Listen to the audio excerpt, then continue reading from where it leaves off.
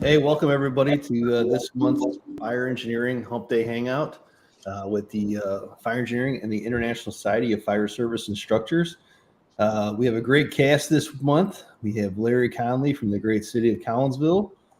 We got the Chief Brad French from the Dayton, Ohio Fire Department. And we got another guy who is dress driving that we picked up as a guy, but a fire engineering regular chief retired, Anthony Avillo. And of course, myself, Brian Zeitz, with the ISFSI, all ISFSI members, all current and or past board members as well. Not that that matters for this show, but all guys that are really heavily involved in fire service training. So today we're going to talk a lot about training and focus really on June. But before we do, we'd be remiss not to FDIC, which is hard to believe. It's just about 2 months ago. We were all up at Indianapolis. Hanging out, doing our classes, taking classes, learning from each other, talking about fire stuff.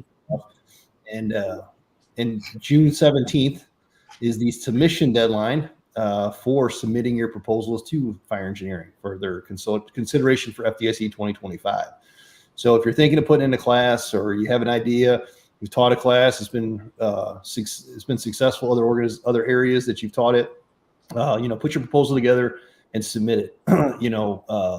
Everybody on this call has looked at proposals for FDIC and reviewed them, and you can all say that pretty much the same thing. I think that some proposals are better than others, but if you've never taught the class before, it's very hard to teach at the Super Bowl, and that is what FDIC is, truly the best training conference out there, the Super Bowl of fire training. So if you've never taught it anywhere else, it's going to be a hard sell to get it there as your first conference.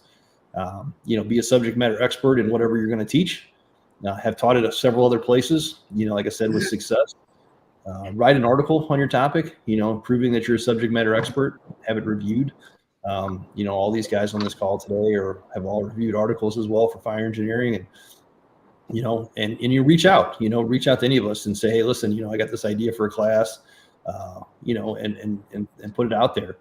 Some of the hardest classes to get into, from what I hear, are the leadership classes. Although it seems like, full contact leadership, it's, I don't know, is that a fad? Is that even a thing anymore? I'm just kidding. But no, some of the leadership classes, they get a lot of leadership submissions. And, there's a lot of great instructors like Chief Avillo that talk about leadership. Chief Conley here talks about leadership. So you're going up against some really heavy hitters. But if you got a subject matter expert in, your niche field, maybe pursue that as well. But get your submissions in. Everybody always waits to the last minute to get everything in, and then they fail, and then they're waiting for the extension or deadline. FDIC is early next year. It's the I think April 7th through the 12th or something like that. It's real early in April. So I wouldn't be crossing your fingers and hoping for an extension this year, because the board meeting is the end of July, and I don't think you're going to see it this year. I think it's going to be July, June 17th, and if it's not in, it's not in. They get 1,100 submissions probably for these classes and pick 300. And so, get your submissions in early. You can do 2 submissions per person. So, get them in there. I know you guys have all got your submissions in. I'm looking around, everybody. Good deal. Yep. Hopefully see everybody back in 25. We'll talk at we'll kind of close with what you guys are teaching, Wichita 24 if you want to, and we'll kind of highlight your classes. But I think for the focus for this month, for June, unless you've been living on a rock, in the fire service, we always look at June as that firefighter safety stand-down month, right? It's really that opportunity for us to take a look at ourselves, at our training, at what we're doing in the fire service to really make ourselves safer on the fire ground. And if we're safe, and I don't mean safe by standing outside and not going in and not doing our job of search and water application and getting the fire out, but I mean, if we're safe in the fact that we're able to deploy lines quickly, we're able to get our gear on quickly, we're able to conduct searches in a very efficient, effective manner, that's safe, right? That's what we're looking for safe. So I like this month's Safety Standdown theme, which is back to basics. I'm a huge basics training guy. I think it's really the foundation for our success. So that's what we're going to talk about today. Is just some how do we get basic training back in the fire service? And how do we make that really the crux of what we should be doing every day? So kind of go around. I'll start. Maybe we'll start with Larry. You're left a little bit, but what's your thoughts on basic fire training? And I know you got a little slower Sunday school. If you want to tell that a little bit too, maybe. Well, I'm thinking the theme of what we hear, some of the phrasing we hear these days from make basic training great again. And that being said, I think that a lot of the way a lot of us feel these days, because there's so much multitasking in our society, we kind of get away from basics and think that basics are things of the past. Let the latest, greatest thing that comes across some of our feeds and YouTubes and magazine articles and whatever, that's the thing we want to do. And those things can kind of separate us from the basics. And but I always say with basic, I never left. When I was a company officer, that's all we did. We didn't do a lot of specialized stuff unless it was something that we needed to learn to support our our mission as a as a engine company. However, since fires are not as plentiful as they once were, it's easy for the basic stuff to kind of not be as automatic as it once was, probably when you came out the academy. So I always wanted to revisit that. They say, "Oh, Cap, we already know this stuff already." And I say, "Well, show me, impress me, and if you can impress me that you already know this stuff already, then maybe you don't have to spend as much time on it." But we always did the basic stuff because I saw too many times on fireground where veterans or everybody in between weren't always as proficient, and when you have to do something where seconds can really matter in making a rescue, water application, things of that sort, that could be the difference in life or death at times. And if it's something that serious, then I think that it's something you need to hone in on. And once those bases become a reflex or something you do till you can't get it wrong, then maybe we can kind of do some of the sexy stuff you may think is important. But let's continue to hone on those basics. And I love the topic this month about back to the basics. As far as you asked about the Sunday school, being the deputy chief of training and safety in Collinsville, Illinois, one of the things that we've instituted for, I think this month it'd be a year old now, was what we call Sunday school. And Sunday school is where I go over and whatever shift is working that particular Sunday.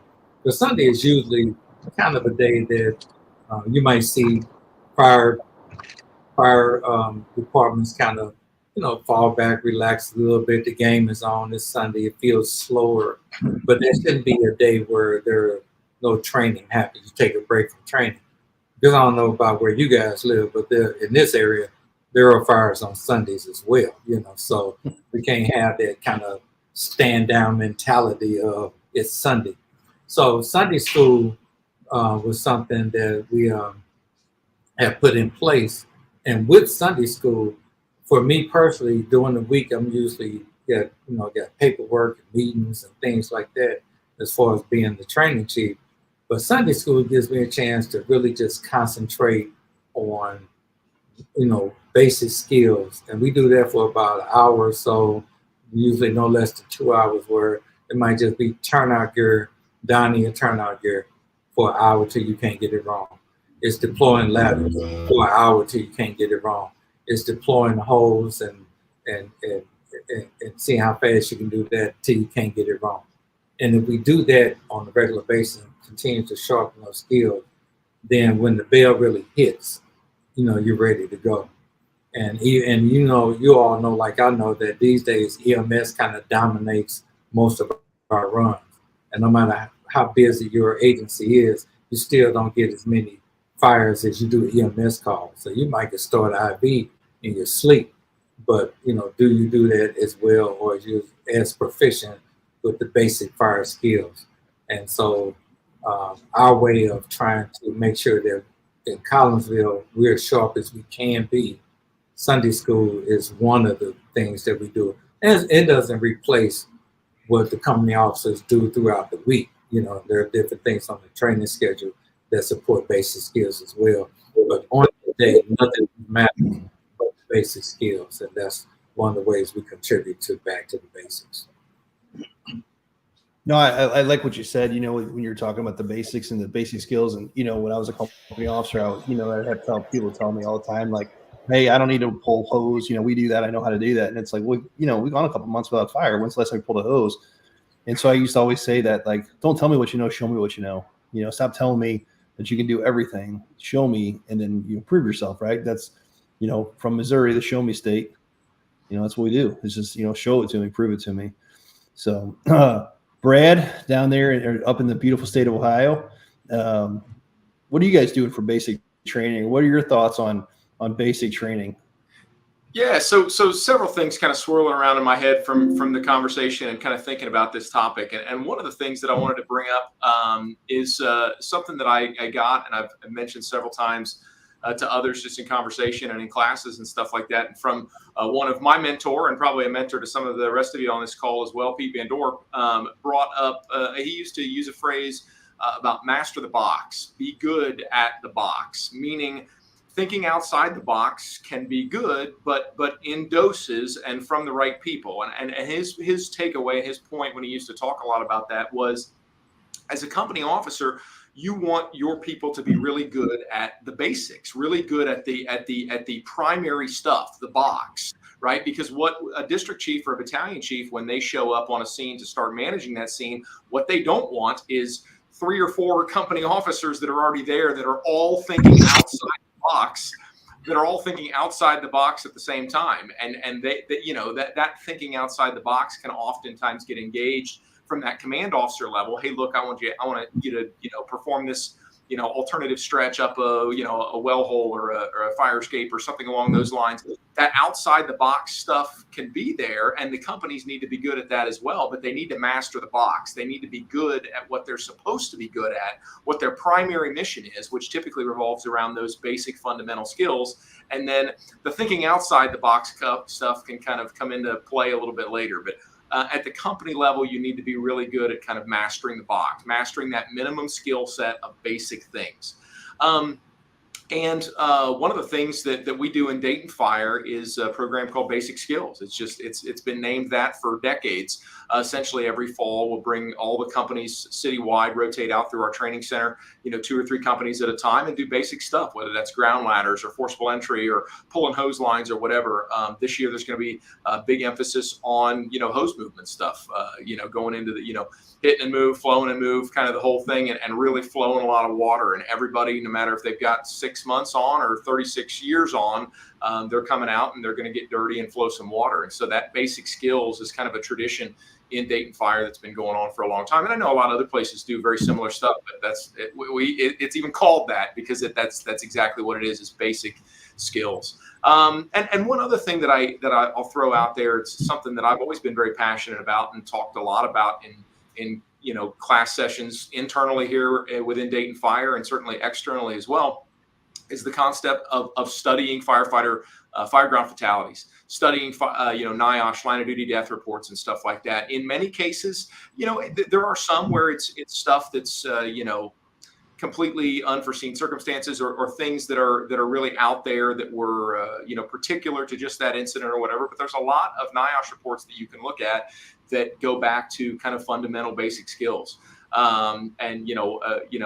Water flow with the hand line and things along those lines and size up and so on and so forth. And so if we're talking basics, if we're talking the basic skills, to me, a part of those most fundamental skills in the fire service, in addition to all the hands-on skills, obviously, but I consider it the threshold of basic skills to also be having a working knowledge of a lot of fireground fatalities and a lot of NIOSH investigation reports. I think that's almost as fundamental as throwing ground ladders and deploying hand lines and stuff like that, particularly at the senior firefighter or company officer level. Obviously, when you're in that position to make that go or no-go decision, it's even magnified how important it is to have that knowledge then. But even in younger firefighters, having some background knowledge of line of duty death reports and some big takeaways from notable incidents, and just planting all those seeds in the back of our mind. This, as Gordon Graham would say, the slides in the slide tray and things like that for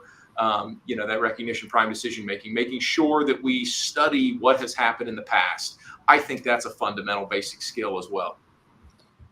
So I want to talk about that more. We'll go to Anthony here in a second, but I want to come back to that because I think a lot of times we talk about basic fire skills. We talk about basic, the back to basics training. And, we say, oh, that's forcing doors, opening hand lines, flowing hand lines. And that's great. And those are all, I hate to say it, firefighter skills. And some of us have company officers, maybe even their chief officers, right? Depending on which organization size is, that have to operate at that firefighter task level. When you promote up to captain, you promote up to battalion chief, division chief, deputy chief, fire chief, those skill sets are different. Your basic level of training, review, NIOSH reports, and I think everybody reviews NIOSH. We actually just did NIOSH reports on Monday in my department, and crews, got assigned NIOSH reports, studied them, gave presentations back to the battalion on, what happened, could it happen here, and how we're going to prevent it from happening here. And it was a lot of commonalities. We had 2 residentials in a commercial building, and there was a lot of commonalities between what occurred on the scenes. And a lot of it just was a failure of basic skills, and so, but I like that. So I want to talk about that, but I want to go to Anthony. So you're feverishly writing down some notes while you're driving. I'm not gonna report you to the New Jersey Police Department just yet, but what's your thoughts on basic skills, basic training? Okay, can you hear me okay? You got an accent, but that's probably just a back feed, so you're good. All right. Hey, listen, I'm on the New Jersey Turnpike right now, watching the cars.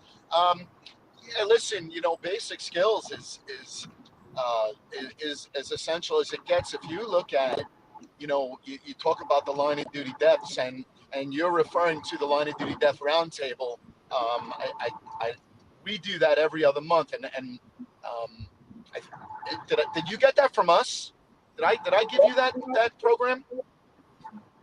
No, I'm claiming it as my own. Thank you. So please, we'll keep that between this. Okay, good. Okay, yeah. Listen, whatever you steal is your own. That's okay. But yeah, we do this line of duty death program, and it's assigned by general order.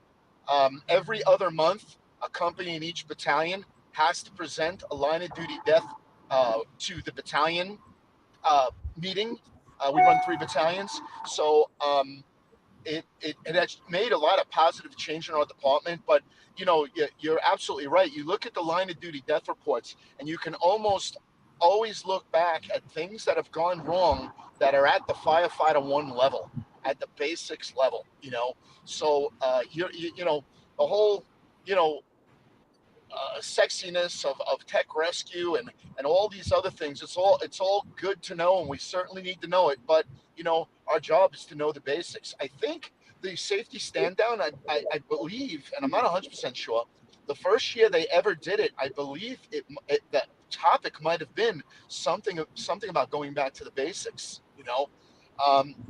In North Hudson Regional, we have a training schedule, and on the training schedule, every month are basic drills. What we do is we take the NFPA 1001, and we make sure that every company has trained on every aspect of 1001 during the course of the year. And but that having been said, we also stretch lines, on a regular basis. And when I was a ladder company firefighter and even a ladder company officer, we'd raise ladders every tour. Every single tour, we're raising ground ladders, because you never want to get too far away from the basic skills. And unfortunately, that does happen because other things sort of creep in that the things we need to train on, the mandates and things like that, they sort of creep in. But you know what? You got 24 hours on your shift. If you can't find time to raise a ground ladder or stretch a dry line somewhere, or do some knots, or torque the tools, whatever it happens to be, then you're probably sitting on a couch too much and watching TV, like a piece of boneless chicken. We also did a whole bunch of competitions as well. We did a knot gauntlet competition that went over the. It kind of took a whole summer, where we introduced it. We put out the guidelines for it, and then we asked on such and such a day, we want a representative from each company. Then we had the company heats, then we had the battalion heats, and then we had the championships. And it came with a nice nifty little board sort of prize, but you know, you want to be able to make training fun. You know, the basics training, you know, it should be fun. It shouldn't always be the same thing, because that's when you lose the firefighters. And the other end of it is use your company officers. Say, hey, look, we want to do a search drill this month. We want you to put together a search drill that's a little bit different, some fun. You know, we could talk all day about some of the drills that we did, because I had great officers that, you know, had, you know, sort of a lot of diabolical creativity, you know, and I think this is what you need to do to keep people interested, and again, to, you know, as you said, you know, sometimes play a little bit outside the box while staying in the box, you know. But yeah, listen, to me the basics are the most important part of the job. You can't get that right, you know, what else are you going to get wrong, you know? And it goes back also to wearing your gear properly, wearing your pack, wearing your chin strap. All of that stuff is all part of the basics. If I don't, if I'm correct, if I don't have my chin strap on, I'm just wearing a fancy hat, correct? You know, something else, just to add on really quick. One thing that Anthony was talking about is I absolutely agree. The company officer should lead that charge. But something else to keep in mind, particularly when it comes to basic skills, is spread the wealth a little bit, right? Consider engaging your younger members and giving them that, you know, empower them with the opportunity to contribute as well, because there's nothing that builds that esprit de corps, that builds that company camaraderie, like, for example, a young firefighter having the opportunity, you know, the company officer tells them the day before, hey, look, next day you're going to give us a training on SCBA and buddy breathing or something like that. And then that young member is going to go study the absolute poo out of that manual, and they're going to know every single thing, study NIOSH reports related to air management stuff. They're going to know everything they can that's going to help them as they're studying. But then when they turn around and then present that to the company, the other guys, you know, the mid-career, the senior guys are going to be like, okay, well, then maybe this young cub does know what he's talking about a little bit. And so he gets a little bit of buy-in from the others, and then he feels more like he's a part of the team. And everybody, you know, as the old saying goes, a rising tide lifts all boats. You know, he feels more engaged, he or she feels more engaged, and everybody realizes, you know, gives him a little bit more credibility for knowledge, and then everybody gets a little smarter, everybody wins. So absolutely agree that the company officer should lead that charge, but can also, you know, empower some of the younger members to actually deliver some of the drills. And I think that helps create unit cohesiveness. No, I completely agree. And, you know, some of the things that, you know, we're doing is, so the last two promotional tests we've had here, we've had presentations. And so one was on the CAN and one was on SCBA. And, you know, each time, you know, the promotion process would end, right? We had the promotions, and at the end of it, though, each one of those, you know, the candidates would always come to me like, man, why'd you make us do that? I'm like, you know, probably more about the 2.5 gallon pressurized water can now after studying it to, like, you know, I couldn't ask you a question about it that you didn't know. And you know more about your own SCBA. Now the department's better, right? So even if you didn't get promoted, the department's better just off that training. And that totally translates the same into this, right? It's like, you know, I forget where we're at. I don't know, Larry, you might have been at the conversation with us even. And somebody said, you know, if you're ever looking for training, ask yourself as the company officer, is everybody in your crew confident and competent on every tool on your truck? And if the answer is no, that's your training for the day, right? That's the training, you know, and you know, whether it's a saw, how to change a saw blade, not just operate it, but how to change a saw blade, you know, how to operate whatever it might be, you know, so all those things come into play. But I know you've taken over as training now in Collinsville. Larry, what are some of your favorite kind of go-to, you know, basic trainings, or what have you found success with, and you know, all those sort of things? What I found success is in, like I said before, we do the basic stuff as, you know, down and turn out gear, ladders, and hose deployment, things like that. But one of the things how was that received? Like initially, like I can't imagine like you walking in and be like, "Hey guys, we're gonna do 60-second drills," you know. But I mean, think about that. Like, wasn't initially received well, and I wasn't necessarily taken aback by it because I expected it. You walk into people who are professional firefighters, and they're going to answer natural questions like, "Why are we doing stuff that we did in the academy?" And one thing I was just trying to convey is that no matter what agency you work in, no one fights fires like they used to. So you're not putting it on as often. Even coming from St. Louis, we fought definitely more fires than there were in Collinsville. But even within, it's still heavy on EMS, whatever. But what we were able to do, what my favorite thing is, some of the company officers love not only to do the basic stuff, but they like to not only do it, but then okay, you've done it. Okay, that looks good. Okay, now let's put it under some stress. And I really like when we put it under some stress. We had the fog machine, the smoke machine. We had some challenges to go along with it, because it's easier to kind of go through the drill. Okay, we got that master. Okay, now that you feel like you're good at that. Okay, let's add some stress to it. And what happens is when you get the buy-in of some of the people on the crew and say, well, why don't we try it this way, or why don't we add this stressor or whatever? And then when everyone participates and everybody feels like a stakeholder, it does make it, as Anthony was saying, a little more fun. You feel a little more accomplished. We have to make a rescue with the red bag. We just don't say go in with the red bag. I mean, we make it stressful that we create a maze and maybe put some clean wrap over the mask to make it, the visibility not so good. You got to do everything with your gloves on, So that adds. So when we continue to build not only just the basic skill, but add the stressors to the basic skills, it can't help but make you better, because you're not going to be in ideal situations in fire. You're just not. I've never been in an ideal situation like in the movies where everybody can see everybody and it's like, that's my brother, damn it. That doesn't happen. Fire is smoky. You can't see anything. You can see the glow, and you have to a lot of times rely on your senses, not your eyes, and rely on your senses, maybe your ears and your feel and things like that, and have that kind of muscle memory. So we really try to create that muscle memory as much as we can with simulated things around the firehouse. And when we do, it just makes you more prepared for the fire ground. But like I said, my favorite part of the basics is adding the stressors to the basics. And when we do that, it's a more, the training has more teeth and it feels more meaningful when we're done with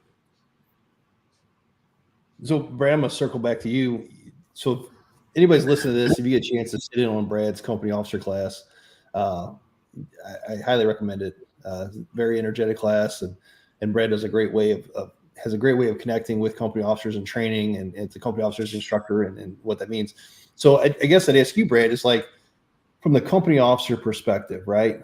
We've identified all these basic trainings. What do you feel like are some basic trainings, basic concepts maybe for that company officer to do that maybe this month they say, hey, listen, I've done all the trainings, I've done all the stuff I'm supposed to do, I've gone through all the forcible entry doors, I've operated in these environments on Sunday school with Larry, but I'm looking for something to take me to the next level.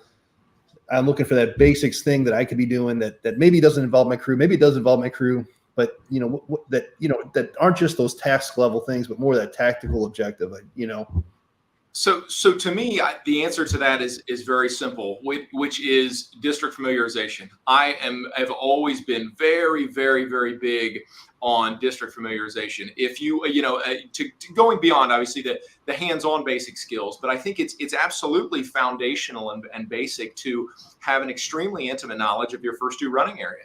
If somebody has no business in the recliner at 9 a.m. on a Tuesday, if they don't know where every FDC is in their first due area, if they don't know where every single Knox box is, fire alarm control panel, and all of that kind of stuff. I used to absolutely love it. We did it all the time when I was an engine company officer here downtown.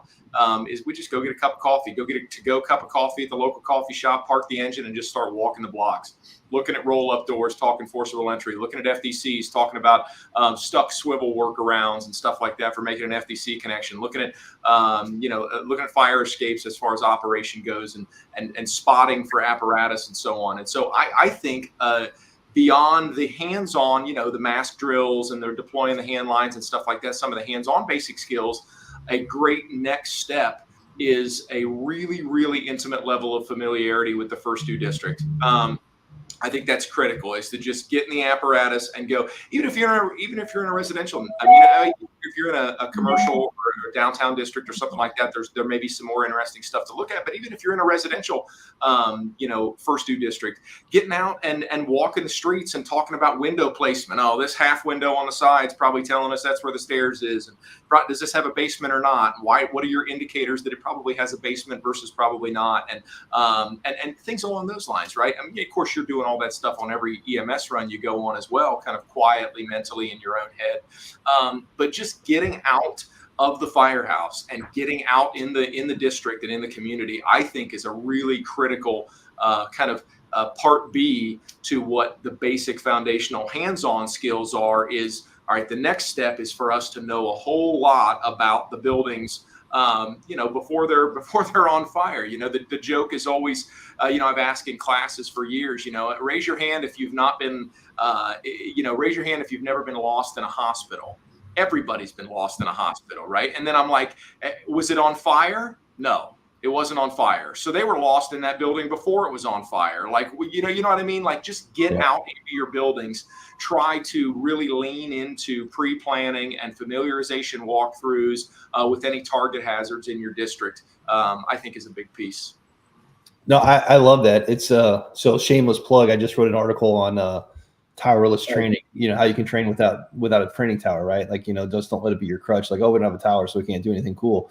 And one of the things I talk about is, building familiarization, getting out in your buildings. And I said, getting on roofs. What's a commercial roof feel like under normal conditions? Because the first time you walk on a roof, you don't have to be the first time. But was this spongy or not? I'm not sure, because I've never been on a roof.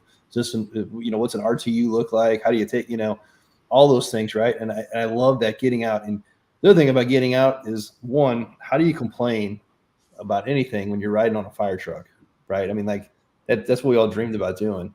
Unfortunately, none of us are doing those things anymore, but it's what we all aspired to do. So it's hard to complain. And two, when you're not in the firehouse, like when you're out doing the job of being a firefighter, like you feel valued. And that's a huge aspect of this job, is these, providing value and giving value. So I think that's great. I love that. Get out of the station, get out in your community, grab a cup of coffee, walk around, talk, simulate this building's on fire. How many links of hose would it take? What's the FTC connection?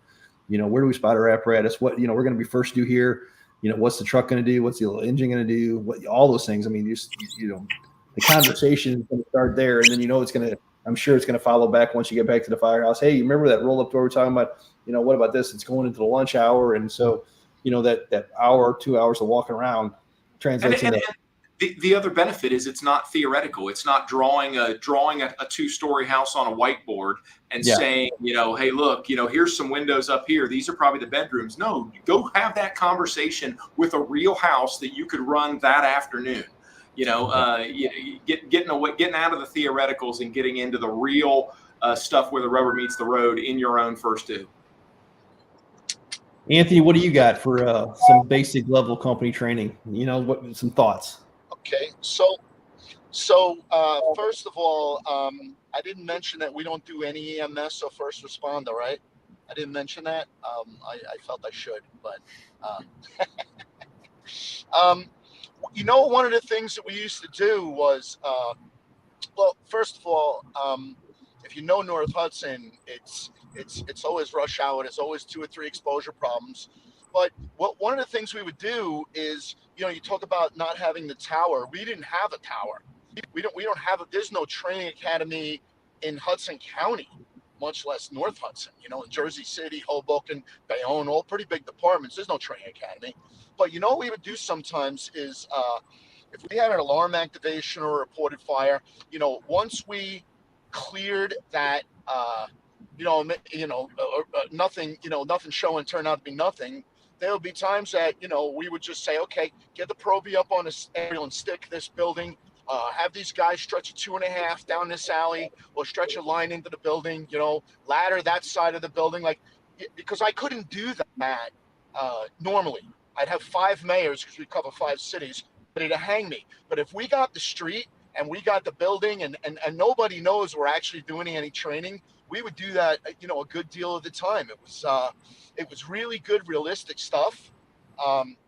So, you know, that's one way to sort of, you know, actually do some actually hands-on. You might not be able to do something like that. We would do it on Bergen Line Avenue, which is the most congested street in the most congested city in America. That worked out okay, you know.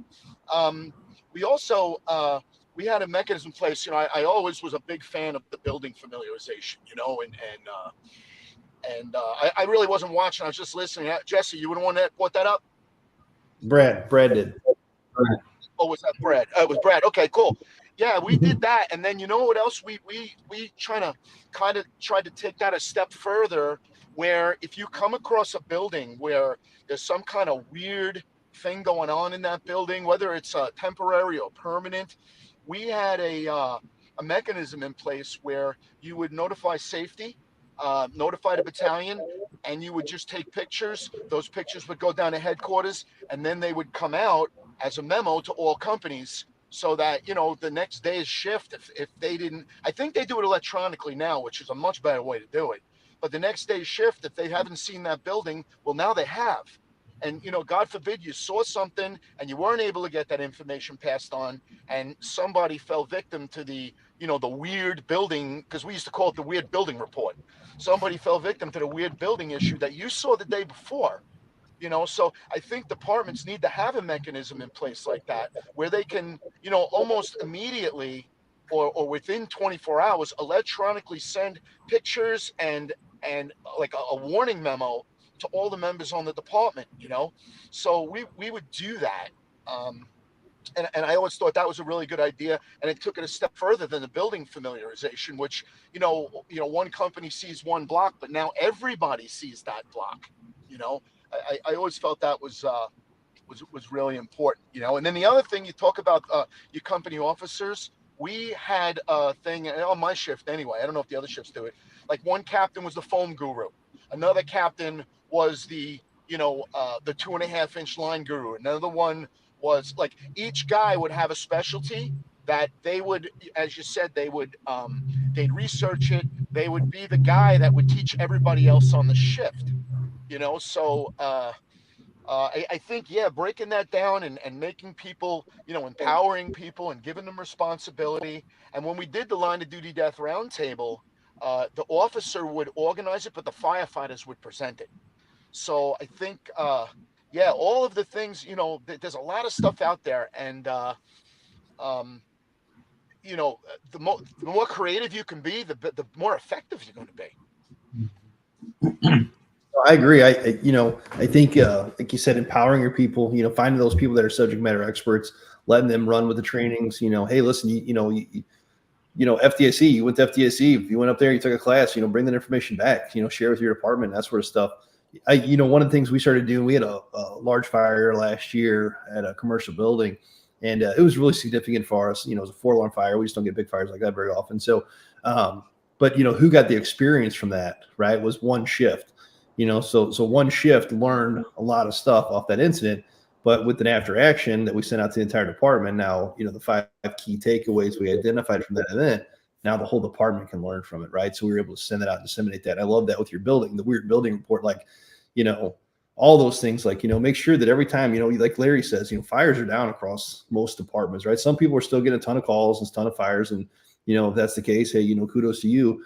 But it's probably not realistic for your city that they're going to like that for very long. So, you know, but make sure that you learn from all those things. And if there's something significant that occurs, you know, pass that information on so that everybody can kind of gain from that knowledge of, hey, this is what happened. This was what the building was like. These were the first 2 conditions. This is what the first 2 officer did. This was kind of the anomalies we didn't expect, and kind of go from there. Larry, so as we talk about this, you know, you were company officer like all of us for a long time. You know, I know when you were in the city as a company officer, you guys would rotate like Brad was doing, rotating companies through the skills. But, you know, even at the truck level, you know, what were some of the things you were doing, you know, like just to keep those companies, and then what were you doing for yourself? Like, you know, I know for like me, I would read articles I would do the pre-plans. I'd look through those things as a company officer. You know, is there anything that you did, let's say, now you're implementing because you're like, hey, it's that important that, you know, here's some things that were successful for me. I want to implement at Collinsville in your role. Yeah, it gets back to, like I said, each like you said, like yourself, I read articles. I paid for a lot of training myself. I didn't wait for the city to try to do it, because if I did that, I probably would never do it, just based on budget, politics, what have you. So, you know, I just took it upon myself that if I'm gonna be a leader or contributor, even before I got promoted, I would do stuff like that, you know, just to keep myself sharp, because I knew that, you know, I used to tell people all the time, when people had the attitude that, you know, well, unless the city's paying for it, I'm not doing it, or if they really want me to know, they'll pay for it, or anything that put the responsibility off on someone else. I just wasn't interested in that conversation, because at the end of the day, if I get hurt or get killed, that's me. That has nothing to do with them. And even if I somehow sue and win because I survived, I'm still messed up, because, you know, and I would have probably laying in the hospital bed thinking like, you know, maybe I should invest in myself a little more and I wouldn't be here right now. So I've always had that kind of drive that, and maybe it's selfish, maybe it's self-survival, self-preservation, but I always had that drive that I'm going to do what it takes to take care of me, so I know what I can do to keep myself safe, keep my team safe. And then when I became company officer, it just became more of that. But with all that being said, I would just, a lot of times I would use, like, maybe there was a fire that I don't think that I was at my best in recognizing something or doing something. And I would say, I need to do that better. So then at that point, that would drive me to research how to do better. If I saw somebody else not doing something there on my team, that became a topic. Not that I would try to call them out, but I'd say, well, how can we do that better? Let's all practice so they wouldn't feel isolated.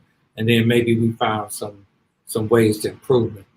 I've never been on a perfect fire, and I've never seen perfect firefighters operate at a fire. So that tells me there needs to be a constant practice of what we do. It's not a thing where you can just, you got it down pat because you did it right on Tuesday. It needs to be a constant recycling or, you know, revisiting things that we do. So a lot of times it's just driven by, like I said, things I would see on the scene. I said that could be done better. Let me go back and practice it. I'm glad nothing catastrophic happened because I didn't do it as well.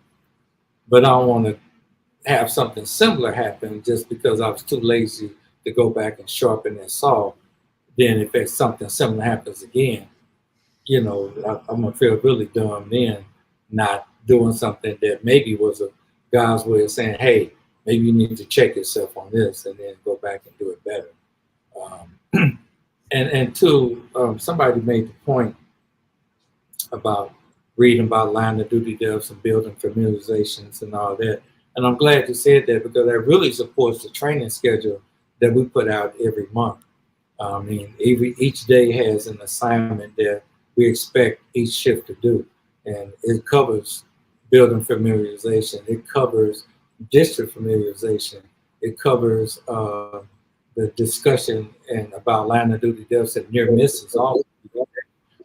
It covers the tool of the month. It covers all of these kind of things. And each day has that particular topic to cover. You can do what you want in addition to that, but you can't say that you didn't know or that particular box was checked, because each day has a specific thing that you're supposed to do with your company to address these, you know, critical things that are born in basic skills, but a little bit, you know, pushes a little bit past to reinforce those basic skills. And all of that is important. You're absolutely spot on about that, Brad, about not just being about donning turnout gear, but okay, after I put it on, then how do I apply how sharp I am in reading this building or sizing everything up.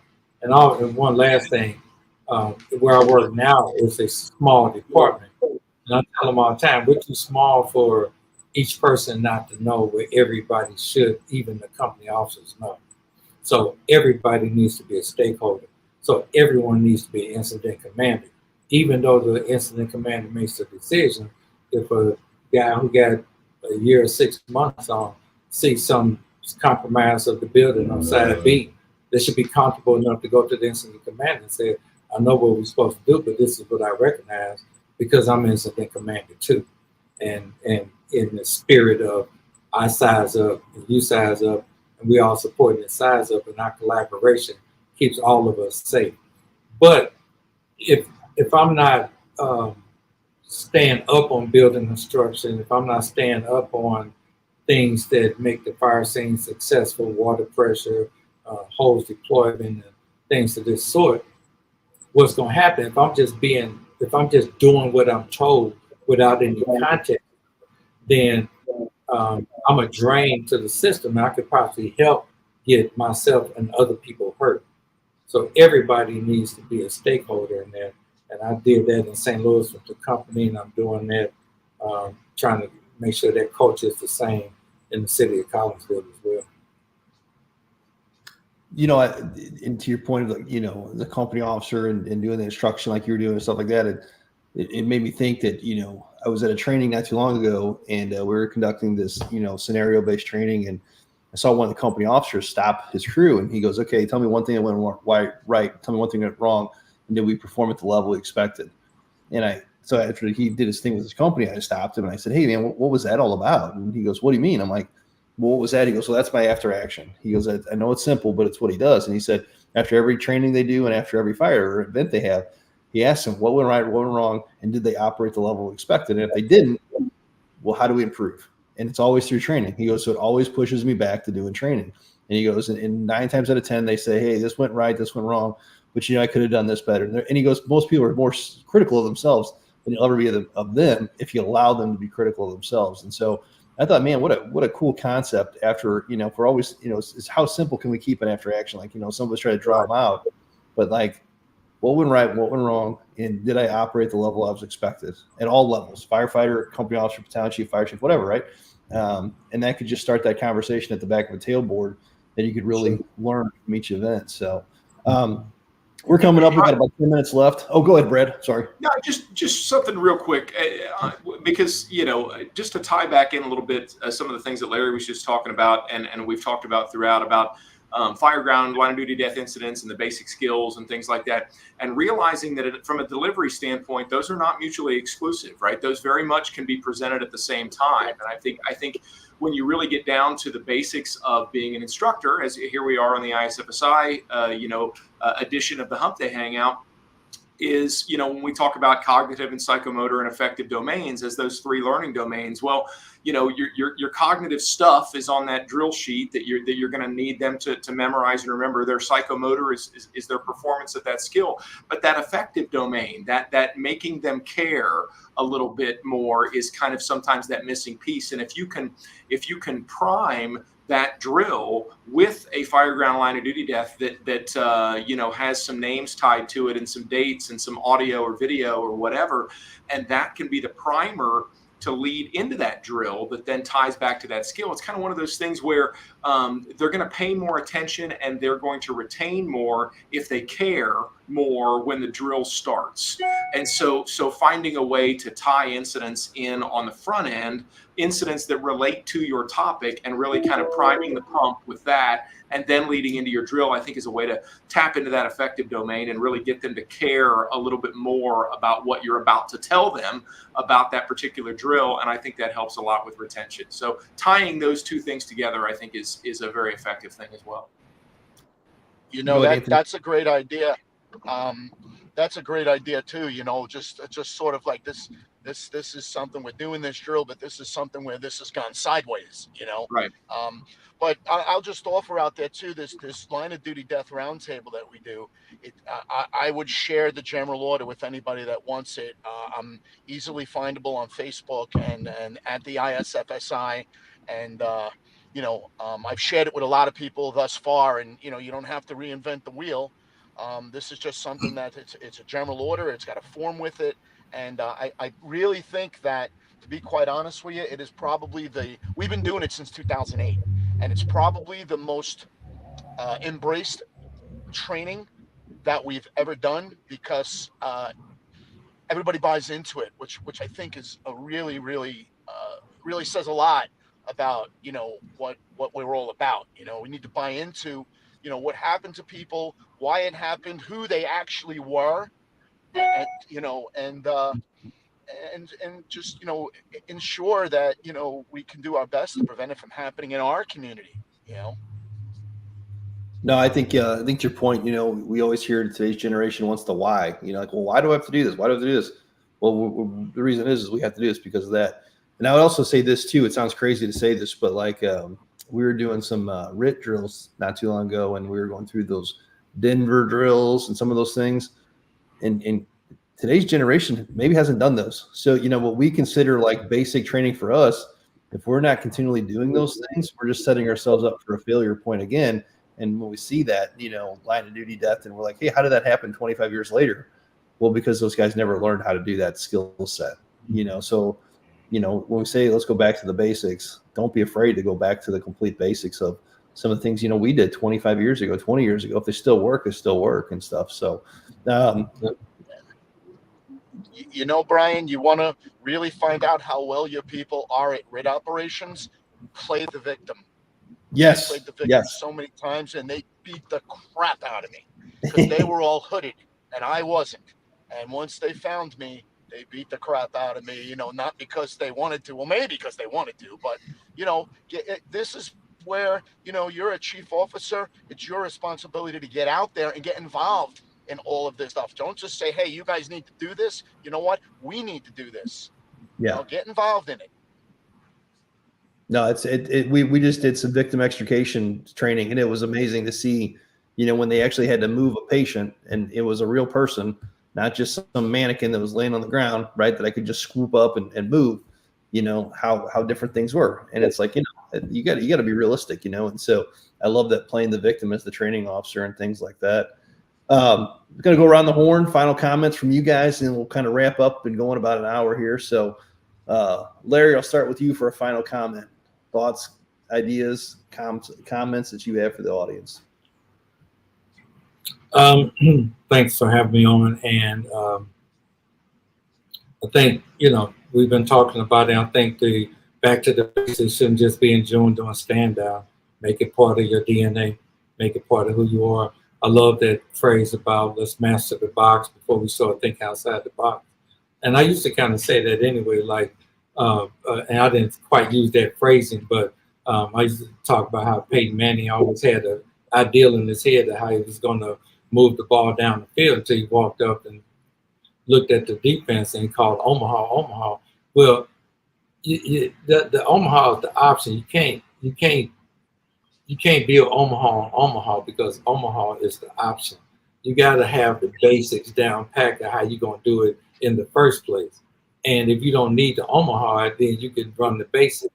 But you got to master the basics before you get to fancy Omaha stuff. So everybody like to see the Omaha, but nobody wants to spend time in the basic stuff. So, but that kind of reminded me of that when you was talking about master the box. And if we can just make that the basics of all of our agencies, then we're probably going to save more lives.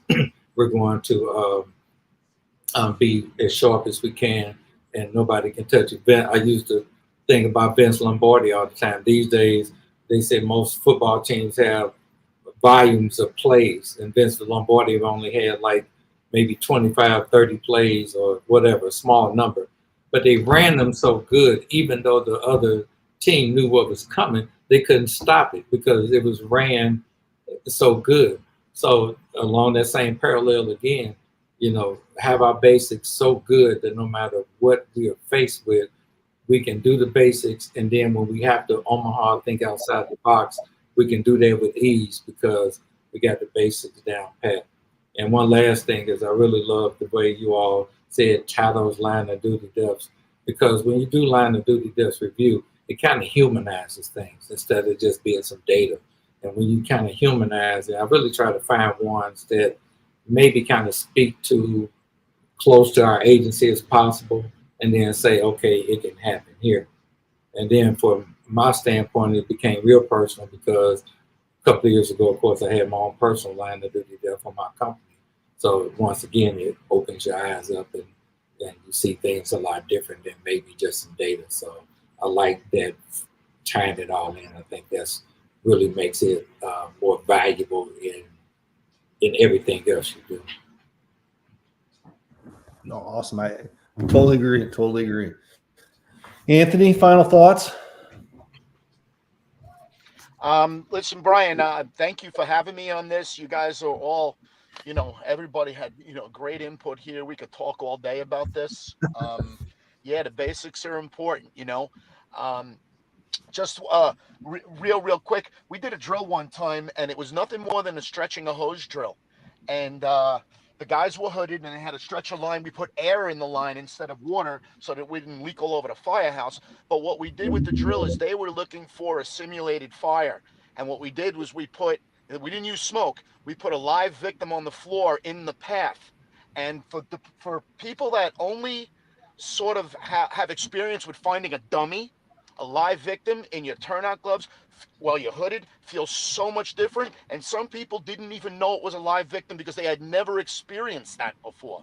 So it was kind of out of the box training, but it was really, really realistic. And it was a surprise in the drill. The drill was a hose line drill, but we threw this thing in there. And then we did another one where the captain went down. And now you had two firefighters, in sort of like a leaderless sort of situation. So there's lots of ways that you can be really creative with the drills that you do while being effective and still keeping your people relatively safe. And you don't have to be in fire and smoke all the time because it's easier to monitor it when you're not in fire and smoke. But, this has been a great conversation. And thank you guys for having me on here. So, Anthony, one of the drills that, somebody brought up to me last week was something that, when's the last time you practiced backing your lines out? When's the last time you practiced for that shift from, offensive to defensive, and you had to back your line out of a when you're doing your live burns, when's, none of us do that, right? We always take our live burn, we take our hose right to the burn room, put our fire out, we back our line out, we got the fire out. But, during that, have you ever thought about, hey, listen, we're, conditions change, we got to go defensive.